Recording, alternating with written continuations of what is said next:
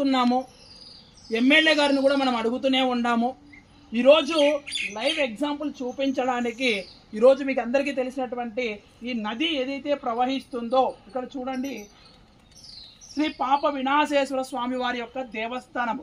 గతంలో మనం ఇక్కడ ఎంతో సుదీర్ఘమైనటువంటి 2 సంవత్సరాల పోరాటం చేసిన తర్వాత ఈ యొక్క గిరి ప్రదక్షిణకి మనం ఆది పూజ పాప వినాశేశ్వర స్వామి వారికి చెయ్యాలనేటువంటిది మనం అధికారుల నుంచి ఒప్పించేసి అది పునఃప్రారంభించడం కూడా జరిగింది. అయితే ఇక్కడ ఇంత పెద్ద ఎత్తునటువంటి నదీ ప్రవాహం, పంచనది, కుందు, పెన్న, పాపాగ్ని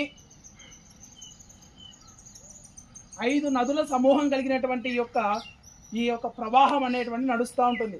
ఇది శ్రీ లక్ష్మీ చెన్నకేశ్వర స్వామి వారి యొక్క దేవస్థానం యొక్క ఇట్లా చూపాను ముఖద్వారము. ఇది మెట్ల మార్గము.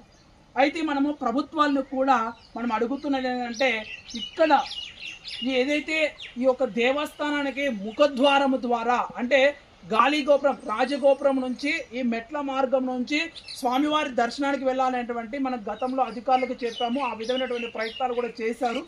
అయితే ఎక్కువగా భక్తులు ఈ యొక్క దారి నుంచి వస్తూ ఉంటారు. అయితే ఇక్కడి నుంచి రావడానికి ఈ నది వచ్చినప్పుడు భక్తులు రాక, చాలామంది తెలియక ఈ నదిలో పడేసి చాలా ఇక్కడ సుడిగుండాలు ఉంటాయి. ఇట్లా చూపాను.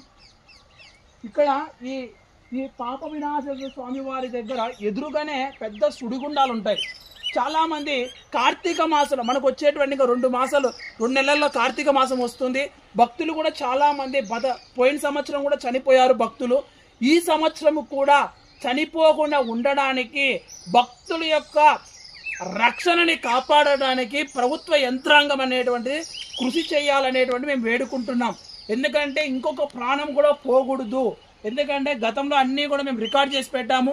ఇక్కడ ఎంతమంది భక్తుల యొక్క ప్రాణాలు పోయినాయి వాళ్ళందరూ కూడా రికార్డ్ చేసి పెట్టాము. అవన్నీ కూడా ప్రభుత్వం దృష్టికి కూడా మేము కూడా తీసుకెళ్తున్నాము. ఎందుకంటే దేవాదాయ ధర్మాదాయ శాఖ ఈ యొక్క భక్తుల రక్షణార్థమై ఇక్కడ ఏర్పాటు చేయాలనేటువంటి మేము కోరుకుంటూనే ఉన్నాము. సో కావున హిందూ బంధువులారా, భక్తులారా, మీరందరూ కూడా ఆలోచించాల్సినటువంటి విషయం ఏంటంటే, మీరందరూ కూడా శ్రీ లక్ష్మీ చెన్నకేశ్వర స్వామి దేవస్థానానికి ముఖద్వారాన వెళ్ళండి. ఇక్కడ చూడండి, ఇంత నది, పెద్ద నది. ఇది దగ్గర నీకు ఒక 30-40 అడుగుల పైన ఈ లోతు అంతా భూమి నుంచి 30-40 అడుగుల నదీ ప్రవాహం అంతా ప్రవహిస్తుంది. ఈ నదీ ప్రవాహంలో అదే ఎంత చూస్తాను నేను కాదు 40 అడుగుల ఎత్తు లోతుతో ఈ నదీ ప్రవాహం అనేది జరుగుతూ ఉంటుంది. కావున ఇక్కడ మేము ఒక బ్రిడ్జి కావాలనేటువంటిది, శాశ్వతమైనటువంటి బ్రిడ్జి